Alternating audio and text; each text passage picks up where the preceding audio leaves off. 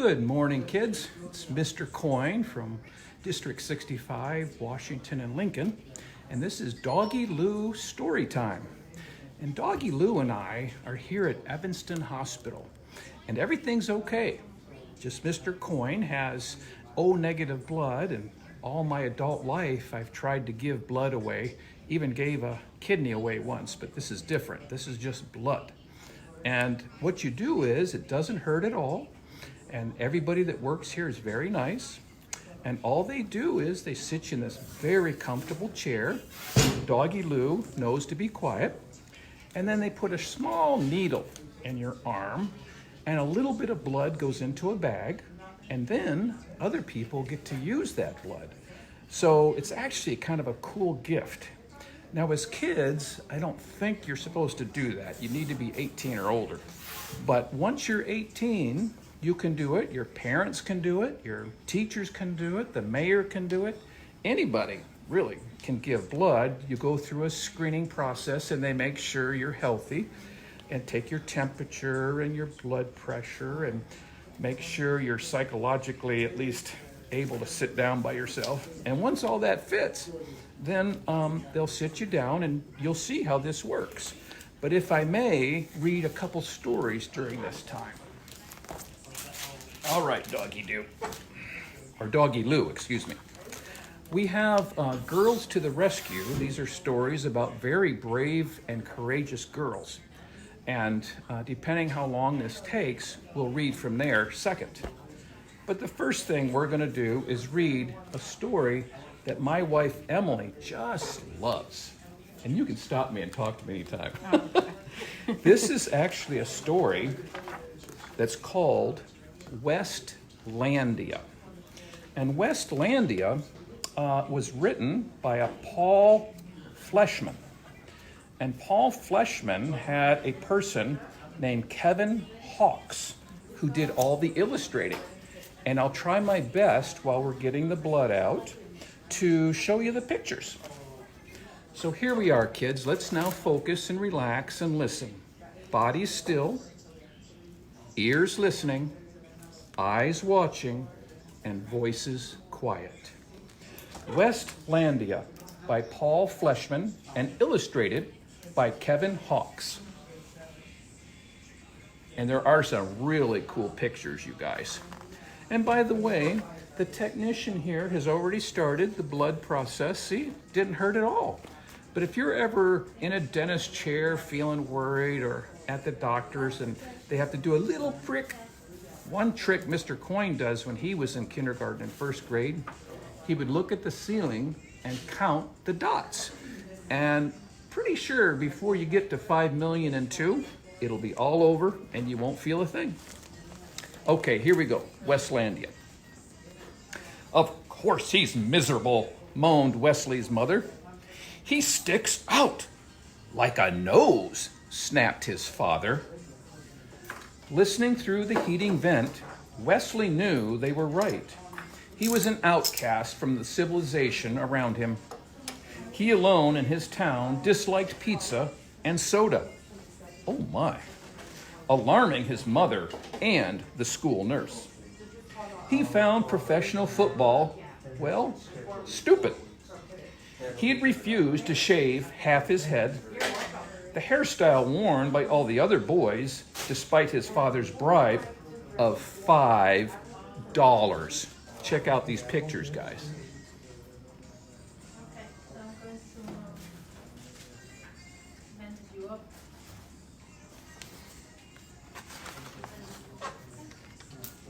Well, passing his neighborhood's two styles of housing, garage on the left and garage on the right, Wesley alone dreamed of more exciting forms of shelter. He had no friends, you know, but plenty of tormentors. Oh dear, it looks like the bullies are chasing him.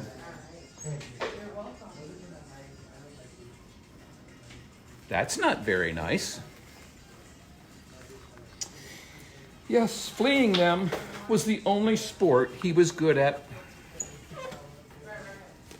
Each afternoon, his mother asked him what he had learned in school that day. that seeds are carried great distances by the wind. He answered on Wednesday. That each civilization has its staple food crop. He answered on Thursday. That school's over and I should find a good summer project. He answered on Friday. As always, his father mumbled, I'm sure you'll use that knowledge often. Suddenly, Wesley's thoughts shot sparks. His eyes blazed. His father was right. He could actually use what he had learned that week for a summer project that would top all others. He would grow his own staple food crop and found his own civilization. By the way, guys, during this COVID quarantine time, maybe you guys could do the same thing. I don't know, just saying. Check out these pictures. That's a lot of books. And see the sparks? He's got good ideas.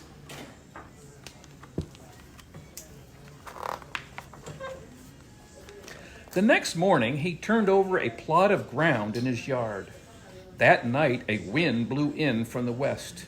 It raced through the trees and set his curtains snapping. Wesley lay awake, listening. His land was being planted. This looks like magic. Check it out. Does this happen in your backyard? Maybe it happens at Evanston Hospital. I don't know. We'll have to ask the groundskeeper. Well, 5 days later, the first seedlings appeared. You'll have almighty bedlam on your hands if you don't get those weeds out, warned his neighbor.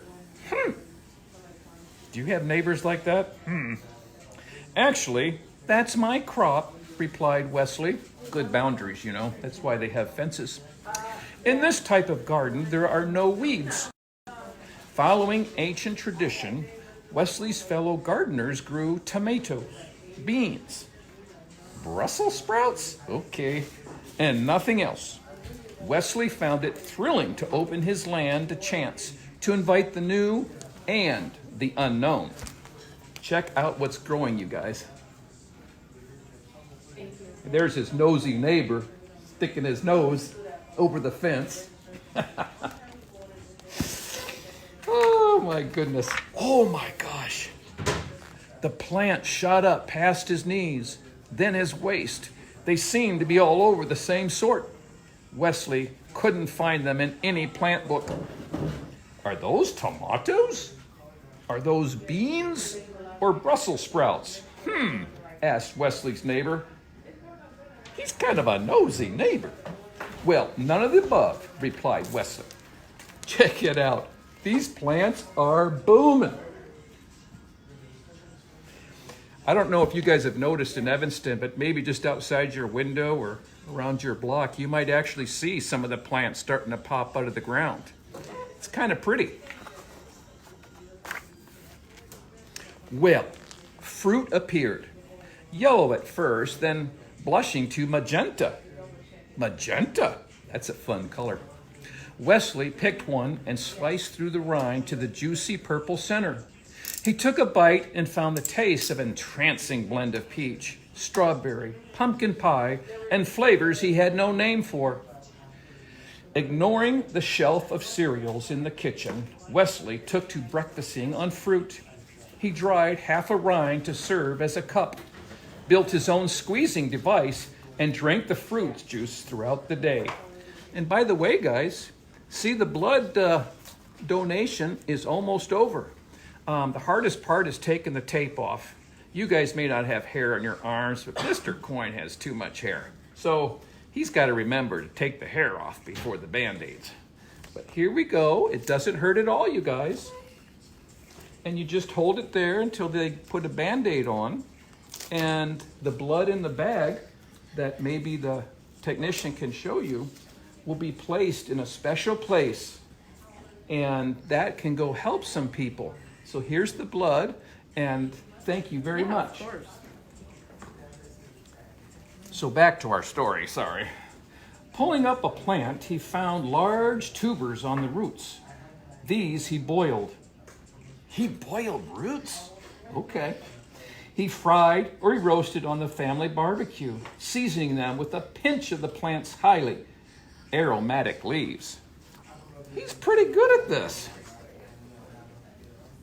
Can you see that picture? There we go. Can you imagine that? Boiling roots. Of course, we do eat carrots. That's kind of like a root, comes out of the ground. And potatoes.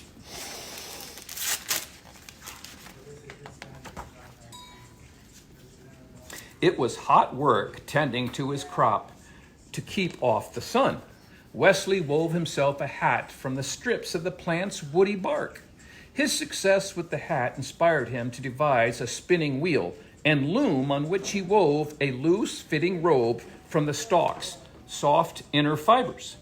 A loom, you guys, is a pretty cool tool. If you don't know what it is, someday when we're done with distancing, social distancing, if you guys go to Vogue Fabrics on Main Street, the people there will tell you all about looms.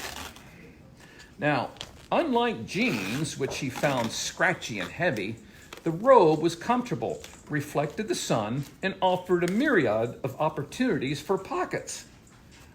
This guy is bright. Check out these pictures. That's his loom. And check out the robe that he made. He's kind of right. Blue jeans are a little itchy. And their pockets are small. His schoolmates were scornful, then curious. Isn't that the case? Grudgingly, Wesley allowed them 10 minutes apiece at his mortar, crushing the plant seed to collect the oil. Wow, he made his own mortar. That's kind of like what you can crunch salt with or make spices.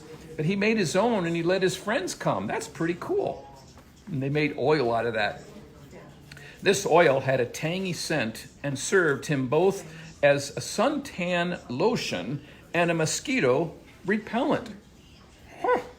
He rubbed it on his face each morning and sold small amounts to his former tormentors at the price of $10 per bottle.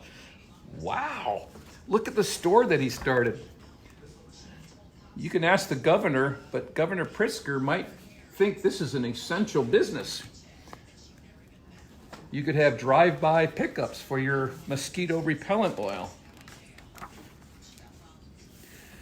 What's happened to your watch? Asked his mother one day. Well, Wesley admitted that he no longer wore it. He told time by the stalk that he had used as a sundial, and he divided the day into 8 segments, the number of petals on the plant's flowers. He had adopted a new counting system as well, based likewise upon the number 8. His domain home to many such innovations he named Weslandia. Check it out, you guys. This is like the bird's eye view of Weslandia.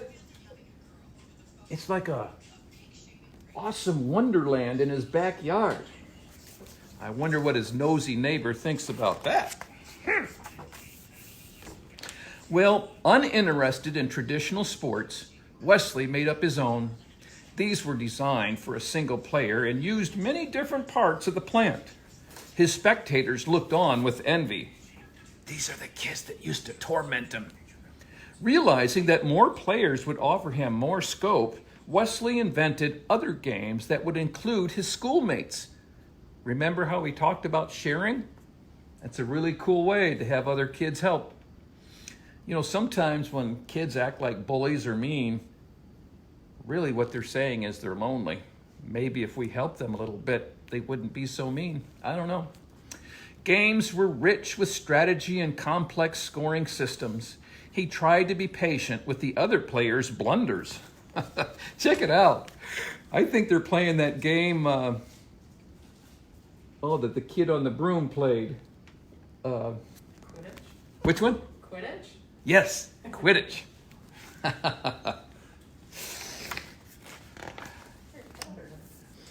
August was unusually hot. Wesley built himself a platform and took to sleeping in the middle of Weslandia. He passed the evenings playing a flute he had fashioned from a stalk or gazing up at the sky, renaming the constellations. The constellations, those are the stars. I don't know how many stars you can see in Chicagoland, but at Weslandia at night, without any light pollution, you can see millions and billions of stars. And did you know that some of the light coming from far, far away started their journey before our planet Earth was formed? That's right. They've been traveling that light for the speed of light for billions of years. Oh, there's no words on this page, but check it out. Billions and billions of stars. The light sometimes travels so fast, it goes right through matter. I think those are called neutrinos. His parents noted Wesley's improved morale. It's the first time in years he's looked happy, said his mother. Wesley gave them a tour of Weslandia. I wonder what he charged his parents for that tour. Well, what do you call this plant? Asked his father. Not knowing its name, Wesley had begun calling it Swist from the sound of its leaves rustling in the breeze. In like manner, he had named his new fabrics, games, and foods until he created his own language. You guys could create your own language during this COVID time. And then you can tell me when we get back to Lincoln and Washington. I'll try to figure out what it is you're saying. Can't wait to hear what language you came up with.